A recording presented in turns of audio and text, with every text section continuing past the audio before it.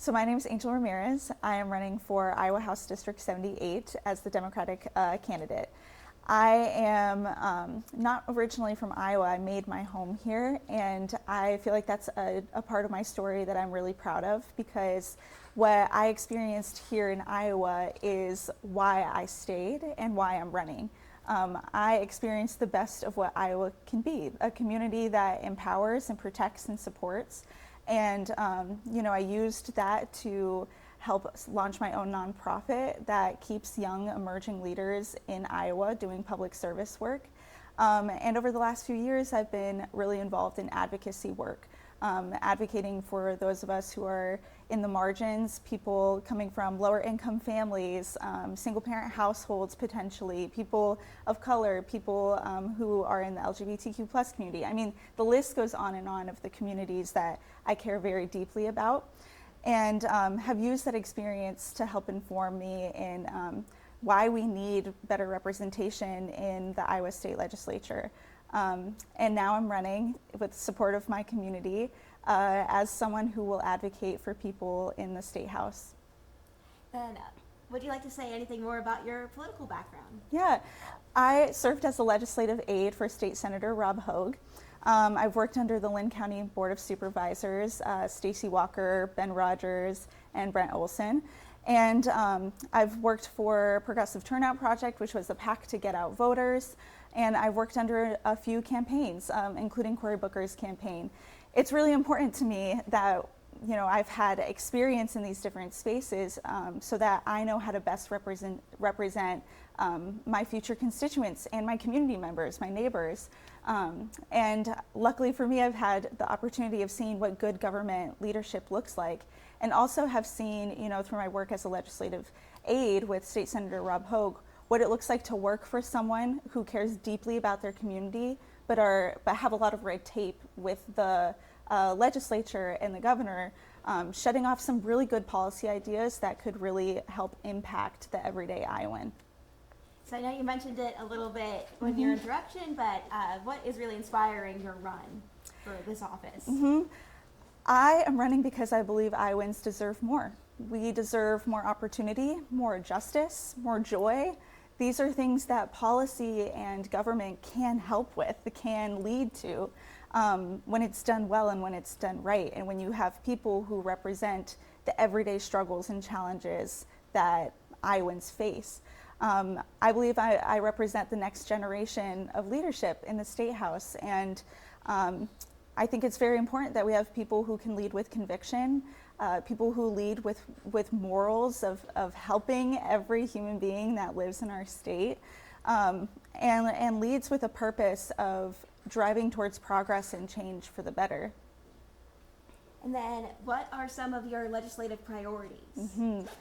I really look forward to leading with a vision of what Iowa can be, right? Not just what we're fighting against, although I know it's hard, because right now we have a State House and a governor that is bent on stripping civil liberties, on giving tax cuts to corporations and big ag that will impact the health and the employment of workers and regular residents across Iowa for years to come.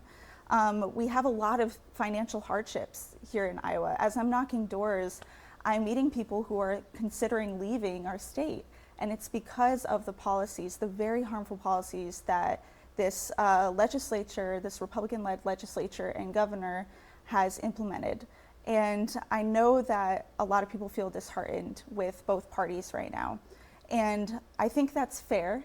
And I also think, why don't we try something new, right? Why don't we try bold, human-centered, progressive vision towards change and put up leaders that represent that across Iowa? And that's what I plan to do. I plan to lead towards a future of our climate healing, our workers being protected, our grandparents being able to retire, right? Healthcare being affordable and accessible, our public education system being fully funded and well-resourced, our kids growing up with opportunities and the opportunity to stay here with success and joy and justice at the forefront. And then something that is in your district is the casino property. That's of course been prevalent here lately.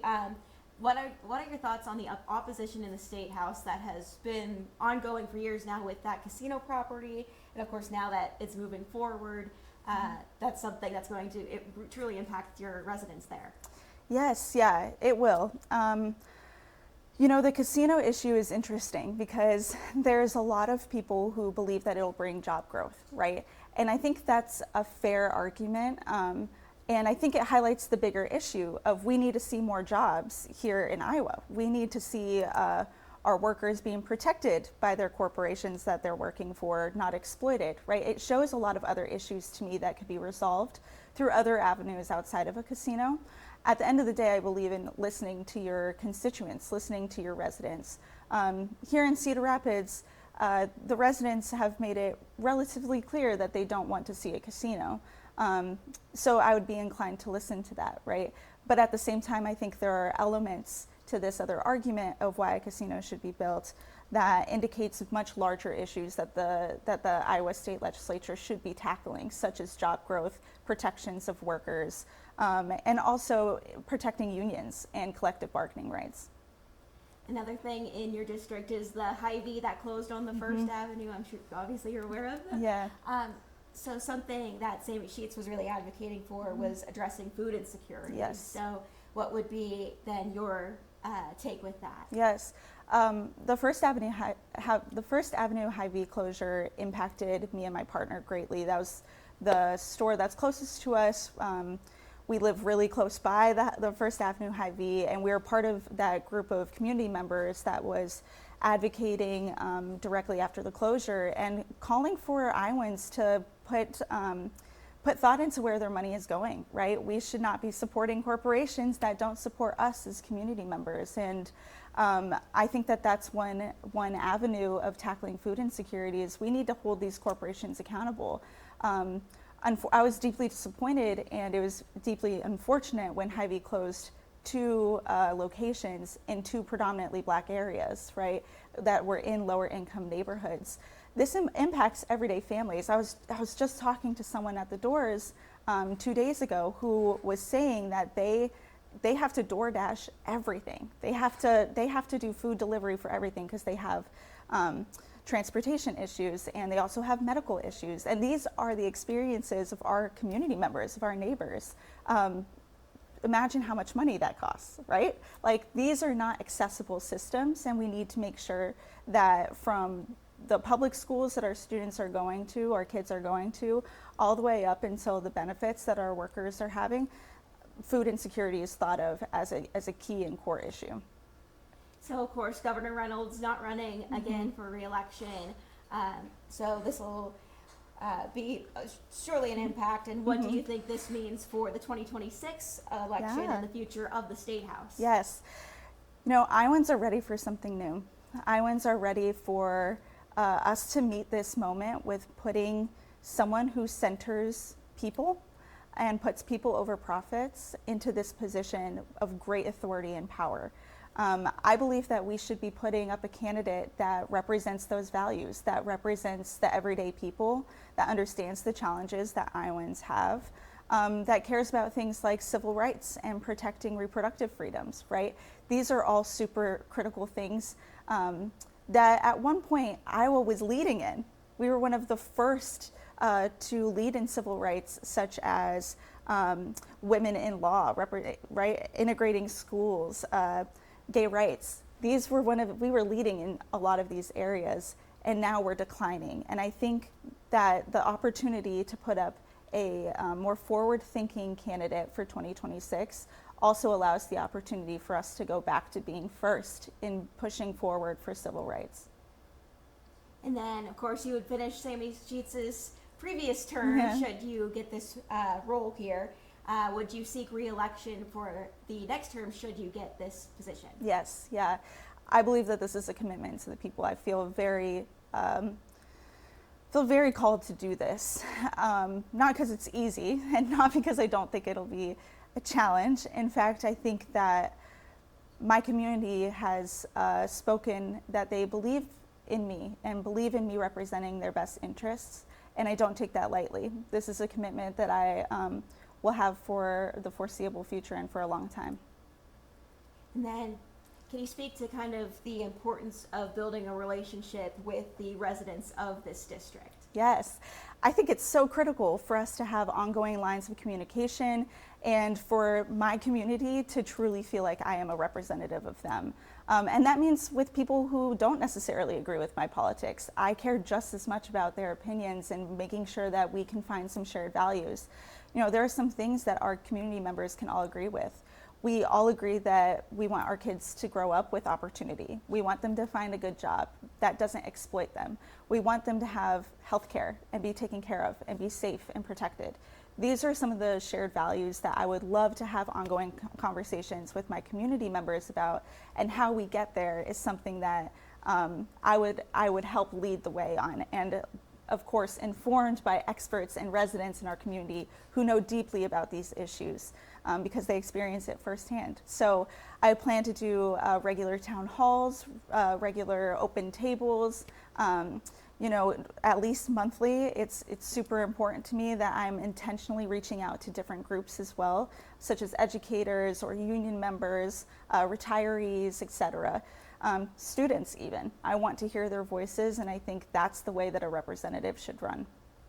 So, of course, tight turnaround here for the special election. Why should people go out and make their voices heard? Yeah, special elections are interesting, right? Because unfortunately, not a whole lot of people know about it. So a whole lot of people don't go out and vote. So really, sometimes these special elections could be down to the hundreds in terms of who wins or who loses that race. So every vote counts. My team has been working tirelessly to knock doors and let everybody know about the special election, where their polling place is, how they can early vote, or how they could vote on election day. So just make sure that, you know, we need our community members to go and use their voice. This is a chance for them to be able to make their voices heard in a really powerful moment in Iowa history. I'm running, and if I were to be elected, I would be the very first Latina to be elected in the whole Iowa State House history. And I believe our community members see that as valuable, see that as something that should have happened a long time ago, to be frank. And so this is a chance for you to be able to show that even in the face of hateful politics, we stand for something more. So I would just encourage everyone to look up your polling site, vote on the 29th on Tuesday, and make your voice known and heard. Is there anything else you would like to share? I just deeply appreciate this opportunity to be able to speak about this campaign, about our movement towards progress. I really believe that our government can help people, and I want to be a part of that change, and I believe that our community wants to be a part of that change. Cedar Rapids and this District 78 is special, right? We care about our neighbors, we care about our community members, and they're special because we want to put up someone that represents those values. And at the same time, we're not unique to wanting to help our neighbors. I think we see that across Iowa. So, you know, hopefully this is a domino effect of how we can see Iowa moving forward as a place for progress and change.